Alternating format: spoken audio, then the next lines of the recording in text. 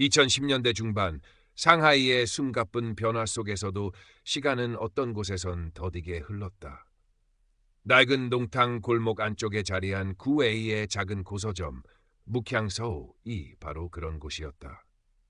먼지 쌓인 책들이 뿜어내는 희미한 잉크 냄새와 나무 서가의 묵직한 향기가 뒤섞인 공간. 창밖으로는 빠르게 변화하는 상하이의 마천루가 흐릿하게 보였지만 서점 안은 늘 조용하고 아늑한 평온함이 감돌았다. 은퇴한 중학교 교사 린슈잉은 친구의 소개로 이곳을 처음 찾았다. 50대 중반, 몇 년 전 남편과 사별하고 외동딸 샤오야와 함께 살아온 그녀에게 구웨이라는 남자는 뜻밖의 인연이었다. 50대 후반의 서점 주인.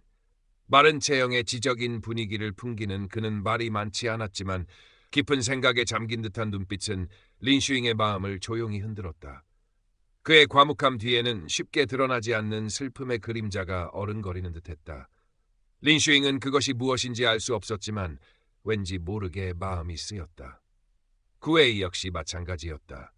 평생 책 속에 파묻혀 조용히 살아온 그에게 따뜻하고 활기찬 린슈잉의 등장은 마른 땅에 내리는 단비 같았다. 그녀의 온화한 미소와 다정한 목소리는 오랫동안 굳게 닫혀있던 그의 마음에 작은 파문을 일으켰다. 그는 좀처럼 감정을 드러내는 법이 없었지만 린슈잉 앞에서는 자신도 모르게 긴장이 풀리고 희미한 미소를 짓곤 했다. 두 사람은 조심스럽게 만남을 이어갔다. 주말 오후 서점 구석에 낡은 안락 의자에 나란히 앉아 차를 마시거나 와이탄의 화려한 야경을 뒤로하고 조용한 강변을 따라 걷기도 했다. 린슈잉은 구웨이의 과거에 대해 묻지 않았다. 언젠가 그가 스스로 이야기할 준비가 될 때까지 기다려주고 싶었다. 그녀는 그저 그의 곁에서 조용히 그의 이야기에 귀 기울이고 그의 작은 변화들을 따뜻하게 지켜볼 뿐이었다. 구웨이는 그런 린슈잉의 배려 깊은 마음에 조금씩 의지하기 시작했다. 오랫동안 잊고 지냈던 누군가와 함께하는 온기를 느끼며 그는 조심스럽게 미래를 꿈꾸기 시작했다. 몇 달의 시간이 흐르고 두 사람은 재혼을 결심했다. 린슈잉에게는 쉽지 않은 결정이었다. 딸 샤오야의 존재가 마음에 걸렸다. 20대 후반의 샤오야는 현실적이고 직설적인 성격이었다. 엄마의 갑작스러운 재혼 결정, 그것도 잘 알지도 못하는 서점 주인과의 결혼을 탐탁지 않게 여겼다. 엄마, 너무 서두르는 거 아니에요? 그 아저씨에 대해 뭘 얼마나 안다고요? 샤오야는 걱정스러운 눈빛으로 린슈잉을 바라보며 말했다. 조용하고 점잖아 보이긴 하지만 뭔가 불안정해 보여요. 엄마까지 힘들게 할까봐 걱정돼요. 린슈잉은 딸의 걱정을 이해했다. 하지만 구웨이와 함께 있을 때 느끼는 평온함과 희망을 포기하고 싶지 않았다. 샤오야, 엄마도 많이 생각했어. 구 선생님은 좋은 분이야. 서로에게 힘이 되어주면서 조용히 살고 싶어. 결국 샤오야는 마지못해 엄마의 결정을 받아들였지만 구웨이를 향한 경계심을 풀지는 않았다. 그렇게 린슈잉과 구웨이는 상하이의 한 아파트에서 조촐하게 새로운 삶을 시작했다. 은은한 차 향기와 낡은 책 냄새가 뒤섞인 그들의 공간에는 새로운 시작에 대한 기대와 함께 구웨이의 알 수 없는 그늘과 샤오야의 풀리지 않은 우려가 미묘한 긴장감을 이루며 감돌았다. 모든 것이 조심스럽고 어딘가 불안정한 평화 위에서 그들의 첫 번째 춘절이 다가오고 있었다. 결혼 후 처음 맞는 춘절이었다.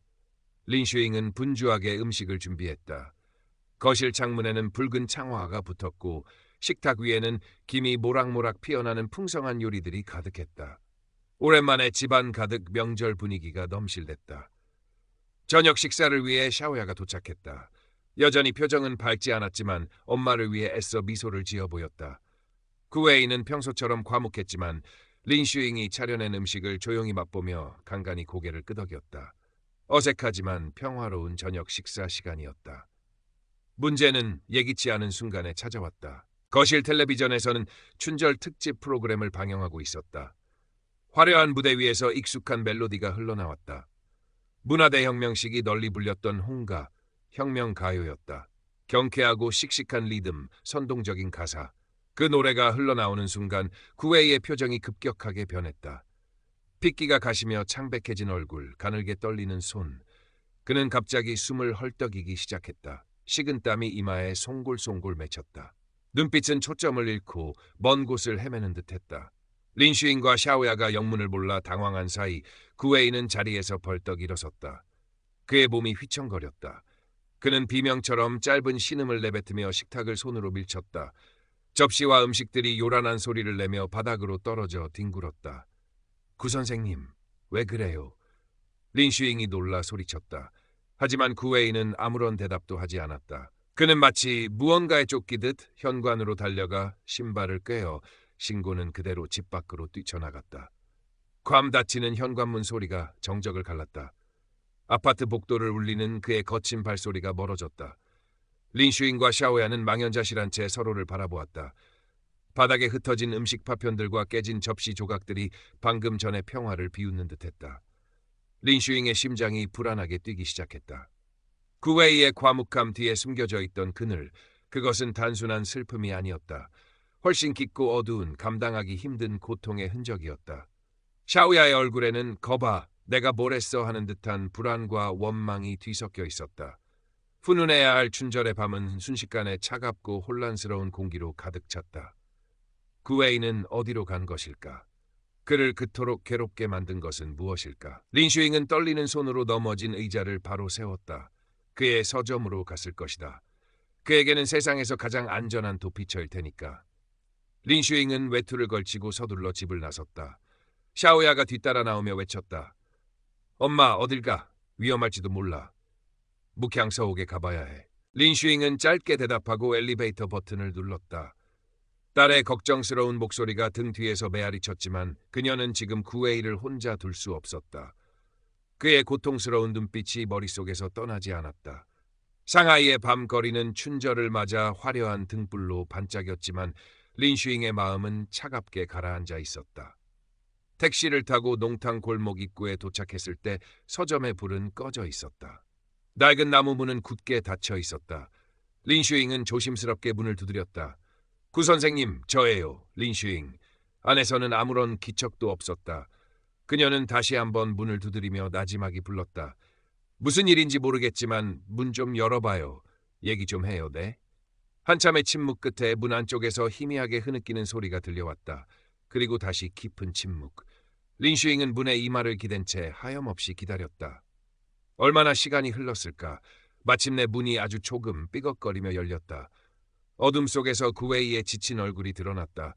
그는 문틈으로 린슈잉을 바라보며 힘겹게 입을 열었다. 미안하오, 돌아가시오. 괜찮아요? 무슨 일이 있었는지 말해줄 수 있어요? 구웨이는 고개를 저었다. 내가 당신을 힘들게 할 거요. 그러니. 그는 말을 잇지 못하고 다시 문을 닫으려 했다. 린슈잉은 재빨리 문틈으로 손을 넣어 박았다. 아니요, 당신 혼자 힘들어하게 두지 않을 거예요. 그녀의 목소리는 단호했다. 무슨 일이 있었든 함께 이야기하고 이겨내요. 제발. 구웨이는 닫히려던 문을 잡은 린슈잉의 손을 내려다보았다. 그녀의 작은 손에는 그의 고통을 기꺼이 함께 짊어지려는 따뜻한 의지가 담겨 있었다. 그는 잠시 망설이다가 결국 문에서 힘을 풀었다. 린슈잉은 조심스럽게 서점 안으로 들어섰다. 어둠 속에서 채책 먼지 냄새와 함께 구웨이의 깊은 절망감이 느껴졌다. 그는 서점 구석의 낡은 의자에 몸을 웅크린 채 앉아 있었다. 창백한 얼굴에는 여전히 공포의 잔상이 남아 있었다. 린슈잉은 말없이 그의 옆에 다가가 앉았다. 어떤 위로의 말도 쉽게 건넬 수 없었다. 그저 그의 떨리는 어깨를 가만히 감싸 안아줄 뿐이었다. 그날 밤 두 사람은 아무 말 없이 오랫동안 그렇게 앉아 있었다. 어둠 속에서 서로의 존재를 확인하며 아직은 알 수 없는 깊은 상처의 존재를 어렴풋이 감지할 뿐이었다. 치유는 이제 막 가장 고통스러운 지점에서 시작되려 하고 있었다. 그날 밤 이후 구웨이는 더욱 깊은 침묵 속으로 빠져들었다. 그는 린슈잉을 피하지는 않았지만 마치 유리벽을 사이에 둔 것처럼 거리를 두었다. 밤에는 악몽에 시달리는 듯 뒤척였고 낮에는 서점 구석에 앉아 멍하니 창밖을 바라보는 시간이 길어졌다. 린슈잉은 애써 태연한 척 그의 곁을 지켰지만 마음은 타들어갔다. 그가 겪고 있는 고통의 실체를 알 수 없다는 사실이 그녀를 더욱 힘들게 했다. 샤오야는 그런 엄마의 모습을 보며 더욱 불안해했다. 그녀는 틈만 나면 린슈잉에게 구웨이와의 관계를 다시 생각해보라고 종용했다. 엄마, 제발 정신 좀 차려요. 그 아저씨 평범하지 않아요. 언제 또 그렇게 돌변할지 어떻게 알아요? 엄마까지 위험해질 수 있다고요. 샤오야, 그 사람은 아픈 거야. 우리가 이해해주고 도와줘야 해. 이해? 뭘 이해해요? 자기가 뭘 잘못했는지 설명도 안 하잖아요. 엄마는 너무 물러요. 그러다 큰일 나요. 딸과의 갈등은 깊어만 갔다. 린슈잉은 샤오야의 걱정이 기우가 아님을 알았지만 구웨이를 향한 마음을 거둘 수는 없었다. 그의 눈빛 속에 어린아이처럼 길 잃은 듯한 슬픔을 보았기 때문이었다. 그녀는 어떻게든 그를 돕고 싶었다. 그의 과거에 무슨 일이 있었는지 알아내야 했다. 린슈잉은 조심스럽게 구웨이의 과거를 탐색하기 시작했다. 그의 서점을 드나드는 오랜 단골 노인에게 말을 걸어보기도 하고 서점 한 구석에 먼지 쌓인 채 놓여있던 낡은 상자를 몰래 열어보기도 했다. 상자 안에는 빛바랜 흑백 사진 몇 장과 오래된 편지 몇 통이 들어있었다. 사진 속 젊은 시절의 구웨이는 지금과는 사뭇 다른 생기 넘치고 총명해 보이는 청년이었다. 편지는 대부분 그의 부모님이 보낸 것으로 보이는 안부 편지였지만 그 중에는 하팡이라는 단어가 반복적으로 등장하는 편지도 있었다.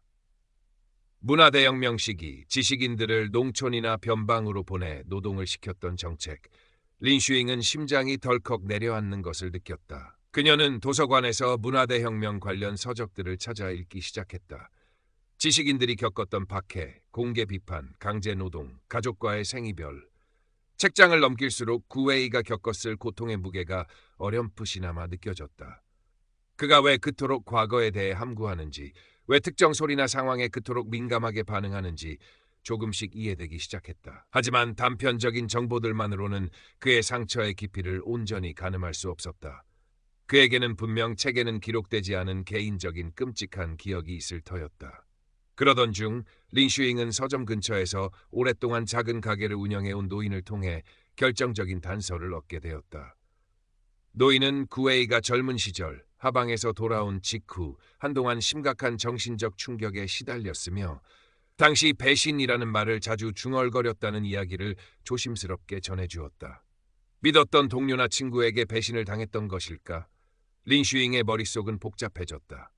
한편 구웨이는 린슈잉의 이런 노력을 아는지 모르는지 여전히 자신의 세계에 갇혀 있었다. 그는 린슈잉의 따뜻한 보살핌에 잠시 안도감을 느끼는 듯하다가도 이내 죄책감과 두려움에 사로잡혀 다시 벽을 쌓았다. 그는 자신의 어두운 과거가 밝고 긍정적인 린슈잉의 삶에 얼룩을 남길까봐 두려워했다. 그녀를 사랑했지만 그 사랑 때문에 그녀를 불행하게 만들 수는 없다고 생각했다. 그의 내면에서는 벗어나고 싶은 과거와 붙잡고 싶은 현재가 끊임없이 충돌하며 그를 괴롭혔다. 린슈잉은 구웨이의 이런 내적 갈등을 지켜보며 안타까움을 느꼈지만 서두르지 않았다. 그녀는 직접적으로 과거를 캐묻는 대신 묵묵히 그의 곁을 지켰다. 그가 좋아하는 차를 끓여주고 서점 일을 돕고 함께 저녁 식사를 하고 밤에는 그가 잠들 때까지 조용히 책을 읽어주었다. 그녀는 마치 상처 입은 새를 돌보듯 조심스럽고 꾸준하게 그의 다친 마음에 온기를 불어넣으려 했었다. 그녀는 믿었다.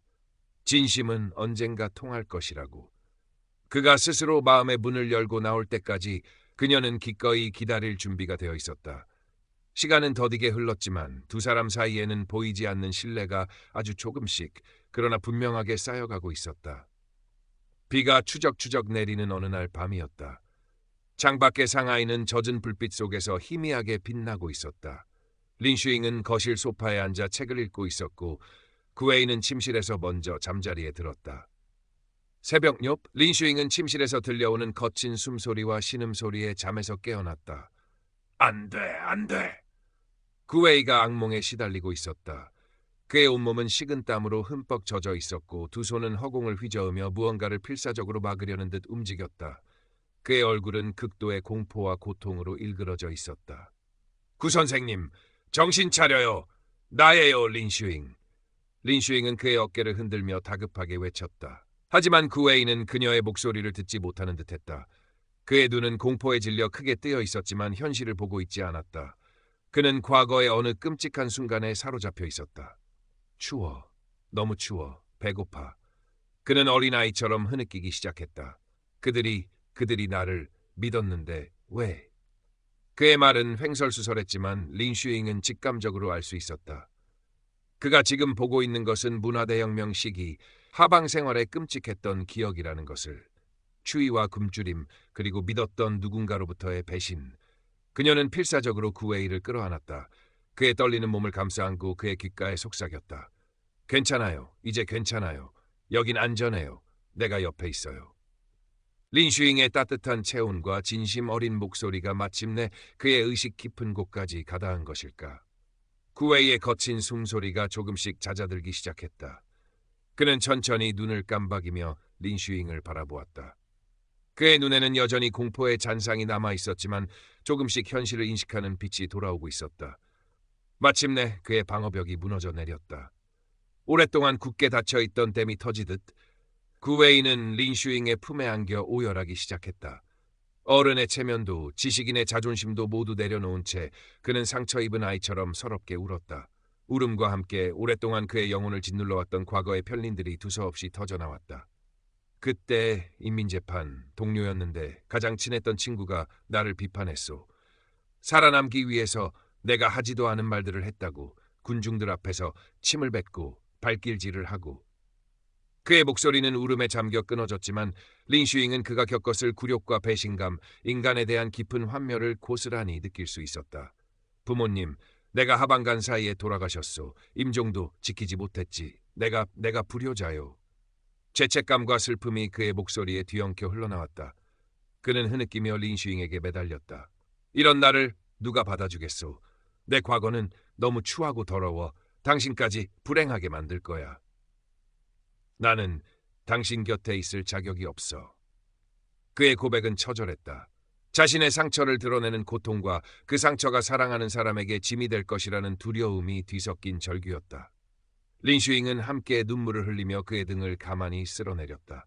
그녀는 잠시 숨을 고르고 그의 눈을 똑바로 바라보며 말했다. 그녀의 목소리는 떨렸지만 그 어느 때보다 단호하고 진심이 담겨 있었다. 구웨이 씨, 당신 잘못이 아니에요. 그건 시대가 만든 비극이었어요. 당신은 살아남은 거예요. 그것만으로도 대단한 거예요. 그녀는 그의 젖은 뺨을 부드럽게 감쌌다. 과거의 상처가 당신을 힘들게 하겠지만 그게 당신의 전부는 아니에요. 내가 사랑하는 건 과거의 아픔 속에서도 묵묵히 살아내고 내게 조심스럽게 마음을 열어준 지금의 당신이에요. 그녀는 그의 손을 꼭 잡았다. 당신의 짐, 나 혼자 다 짊어질 수는 없겠죠. 하지만 나누어질 수는 있어요. 함께라면 우리는 분명 이겨낼 수 있을 거예요. 그러니 제발 나를 밀어내지 말아요. 우리 함께 현재를 살아가요. 그녀의 진심 어린 말들이 구웨이의 얼어붙었던 마음을 녹이기 시작했다. 그는 오랫동안 잊고 지냈던 희망이라는 감정을 아주 희미하게나마 느낄 수 있었다. 그는 아무 말 없이 린슈잉을 끌어안았다. 두 사람은 서로의 온기를 느끼며 오랫동안 그렇게 있었다. 창밖의 비는 그쳤고 동쪽 하늘이 희미하게 밝아오고 있었다. 길고 어두운 밤이 지나고 조심스러운 새벽이 오고 있었다. 바로 그 순간 살짝 열린 침실 문틈으로 샤오야가 서 있었다. 엄마의 신음소리에 걱정이 되어 와봤다가 차마 들어가지 못하고 문 밖에서 모든 대화를 듣게 된 것이었다. 그녀의 얼굴에는 충격과 혼란 그리고 이전에 없었던 복잡한 감정이 스쳐 지나갔다. 평소 엄마 앞에서 강하고 현실적인 모습만 보이려 했던 그녀였지만 그 순간만큼은 눈시울이 뜨거워지는 것을 느꼈다. 구웨이라는 남자가 짊어진 삶의 무게가 그리고 그 무게를 기꺼이 함께 지려는 엄마의 사랑이 그녀의 마음을 세차게 흔들었다. 그날 밤의 폭풍 같은 고백 이후 구웨이의 삶이 극적으로 변하지는 않았다. 트라우마는 하룻밤의 눈물로 씻겨나가는 것이 아니었다.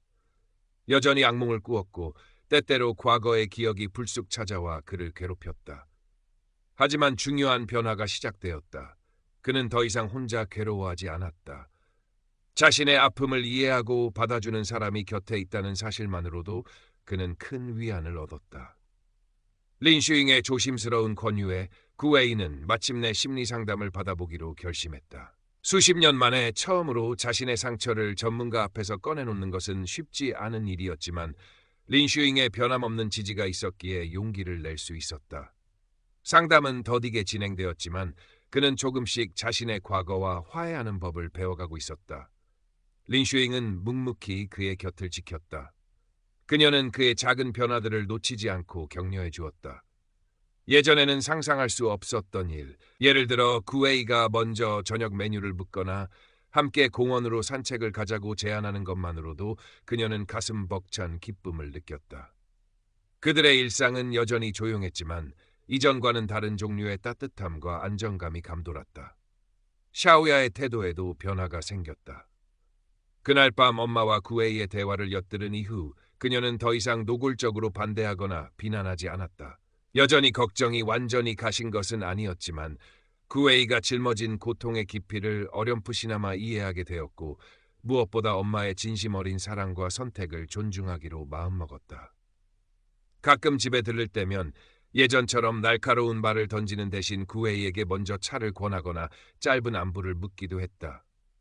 완벽한 화해는 아니었지만 얼어붙었던 관계에 조금씩 온기가 돌기 시작했다는 신호였다. 시간이 흘러 다시 봄이 찾아왔다. 상하이의 농탕 골목에도 따스한 햇살이 스며들었다.